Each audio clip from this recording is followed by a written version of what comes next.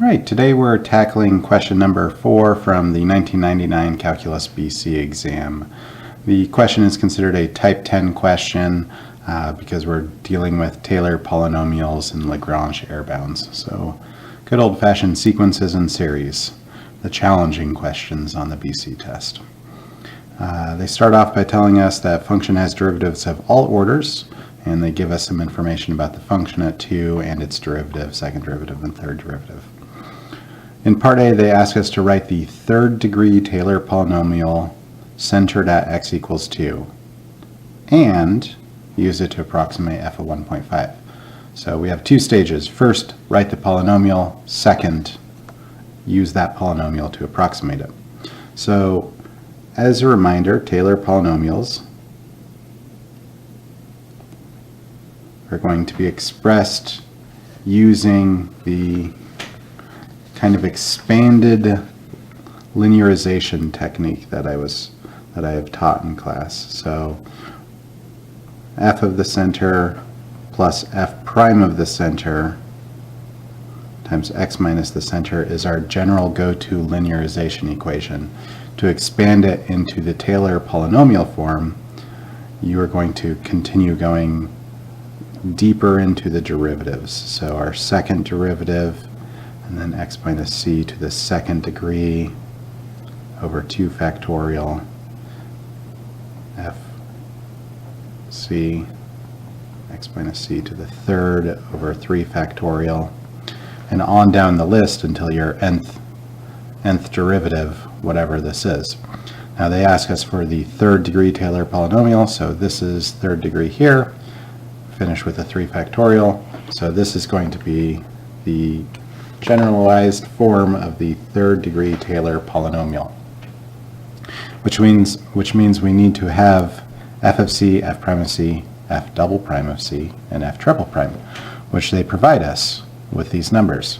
So for us, f of x is going to be approximated by the third degree Taylor polynomial, specifically one that we're centering at 2. So center c equals 2. So we'd be writing f of 2 plus f prime of 2 times x minus 2 plus f prime prime of 2, x minus 2 squared over 2 factorial, and then finally f triple prime of 2, x minus 2 to the third power over 3 factorial. Okay, so now we want to plug in those values. F of 2 they provide us is -3. F prime of 2 is 5.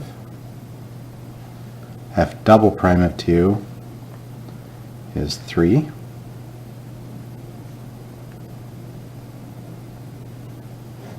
Two factorial is 2. And f triple prime of 2 is -8. So -8 x minus 2 to the third over 3 factorial. 3 times 2 times 1 is 6. And there's our third degree Taylor polynomial, which we can use to approximate the function.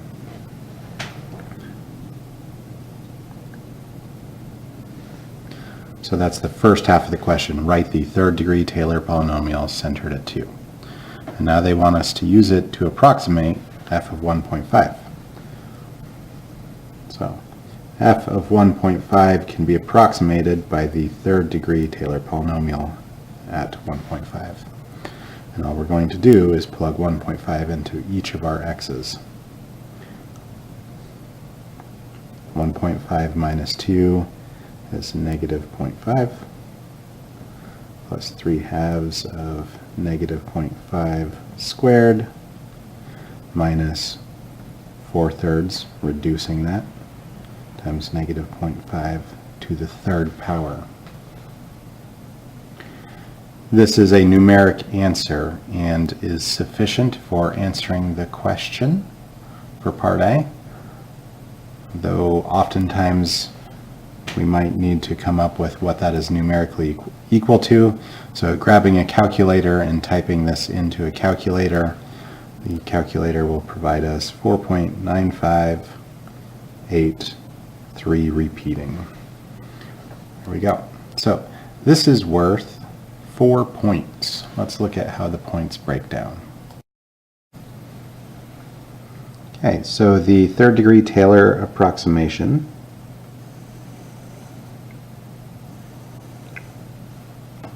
is worth 3 points, and they're going to subtract 1 point for each error. So maybe you forgot the factorial, or maybe you forgot the degree, but there's 3 points total, minus 1 for each error. The fourth point comes from, did you plug 1.5 into the expression to arrive at the approximation? So 4 points out of the 9, which is not too bad considering parts B and C tend to really push the envelope of most students' comfort levels. So speaking of part B and C, let's roll on to those. The fourth derivative of f satisfies the inequality that the fourth derivative at x absolute value is less than or equal to 3 for all x on the interval 1.5 to 2. Use the Lagrange error bound to approximate f of 1.5 found in part A and to explain why f of 1.5 does not equal -5. So first off, let's write down some formulas here that could help us understand the problem. The Lagrange error bound for a third degree Taylor polynomial is going to be equal to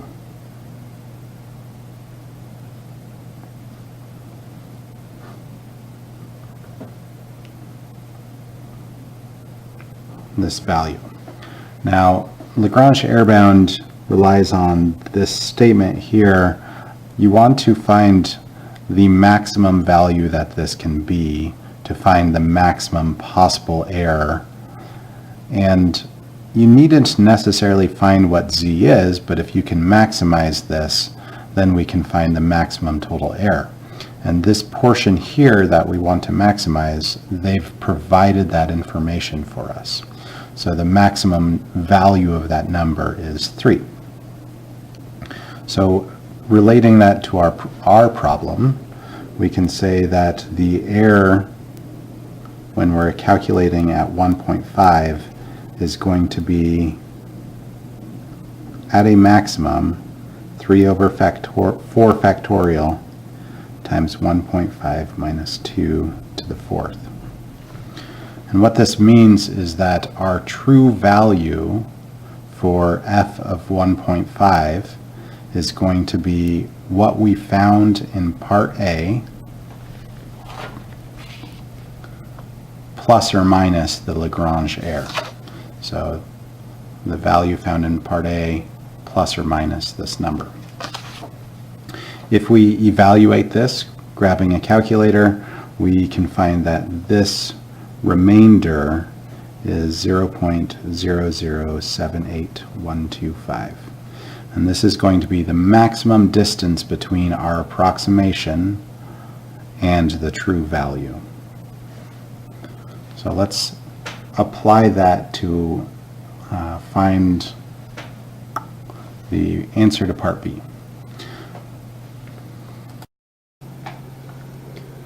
So one way of looking at this, you could say the remainder at 1.5 is the distance between the Taylor approximation at 1.5 and the function at 1.5. So our remainder is kind of our maximum deviation away from the Taylor polynomial.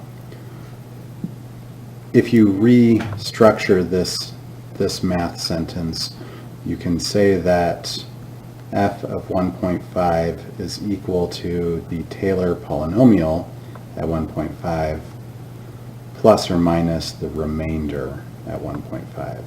So this is our maximum error. So if we take the polynomial and add our maximum error or subtract it, we would have an interval for which the function falls in.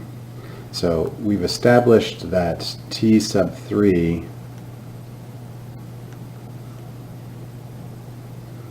let's do it like this.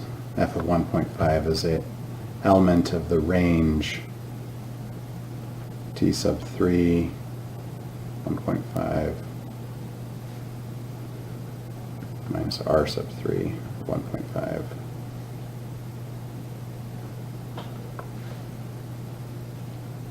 T sub 3, 1.5 plus r sub 3 of 1.5.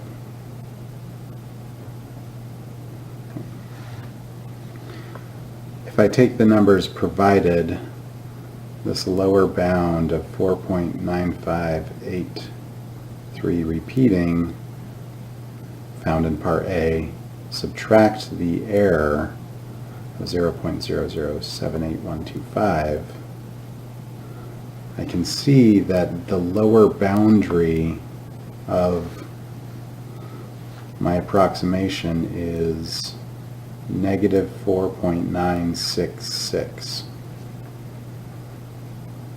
which is greater than 5. So there's no possibility that f of 1.5 is equal to negative 5. So when I take my approximation and subtract my error, I get the lowest possible value that f of 1.5 could be. So since that is greater than negative 5, then we know f of 1.5 can't be negative 5. Now the upper boundary, if the error went in the other direction,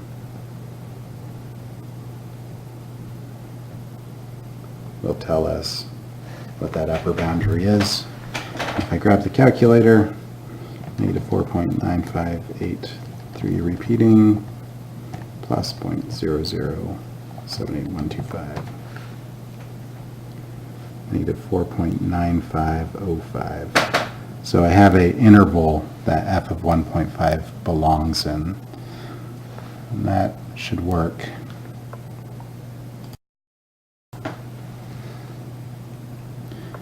Since negative 5 is not in the interval described here, f of 1.5 cannot be negative 5. So we have 2 points for this.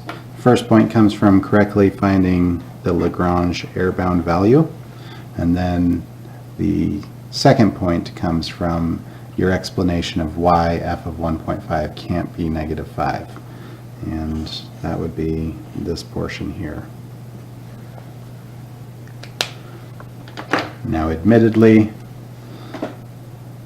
Lagrange error-bound is one of the things that I struggle the most with, and if there's something that you pick up that I made a mistake on, please feel free to comment. I would really like to update this video.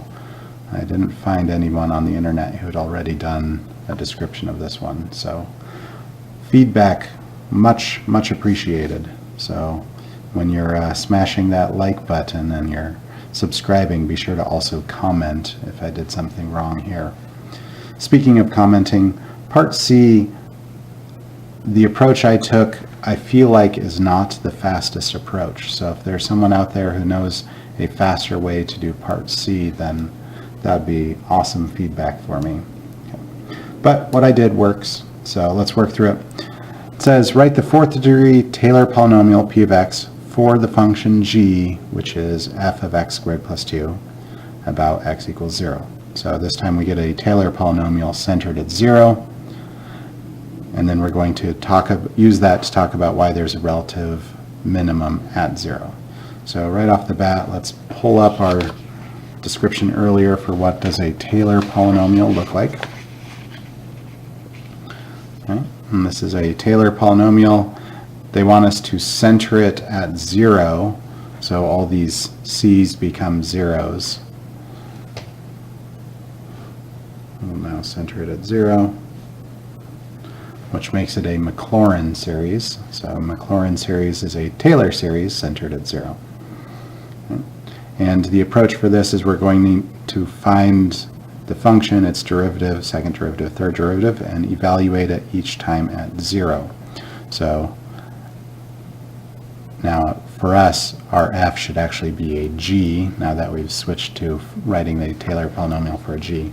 So I'm going to rewrite this as g of 0, g prime of 0 times x minus 0, g prime prime of 0 times x minus 0 squared over 2 factorial, and then g prime prime prime 0, x minus 0 to the third. So that's what we want to do. And I'm going to go ahead and write out my function, first derivative, second derivative, and third derivative, which I encourage you to do off camera right now. All right, a fair amount of scratch paper later and some reorganization off camera. We have the function, its derivative, second derivative, third derivative, and fourth derivative. And remember, when we're taking the derivative, we'll need to use the chain rule. And then once we've done the chain rule to get to the first derivative, we now have a product, so we have to do the product rule to get to our second derivative. And every time we take the derivative, we have to remember to include the chain. So that gives us our framework for setting up the Taylor polynomial. So if I evaluate g of 0, I'm going to be plugging 0 into the expression. And that gives me the same thing as f of 2. And f of 2, if we go back to our provided information, is -3. G prime of 0 would be 0 times a quantity, which is 0. G prime prime of 0, if I go through the process of evaluating g prime prime, I get an answer of 10. G triple prime of 0 is equal to 0, and g to the fourth prime of 0 is equal to 36. So we have the coefficients needed for our polynomial, and we will get the third degree Taylor polynomial is -3 plus 0 times something, so we'll just skip that. Our second derivative evaluates to 10x squared over 2 factorial. Our third degree piece is 0. And then our fourth degree piece, which I didn't write up here, would be the coefficient times x to the fourth over 4 factorial. And there's our fourth degree Taylor polynomial, and I guess they wanted us to call it p of x. So since t3 was used in the above function, let's call this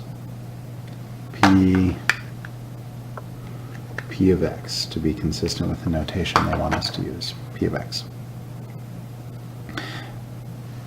There's our polynomial, and grading wise, that is worth 2 points. So you get 2 points if you found the polynomial correctly, -1 for each error.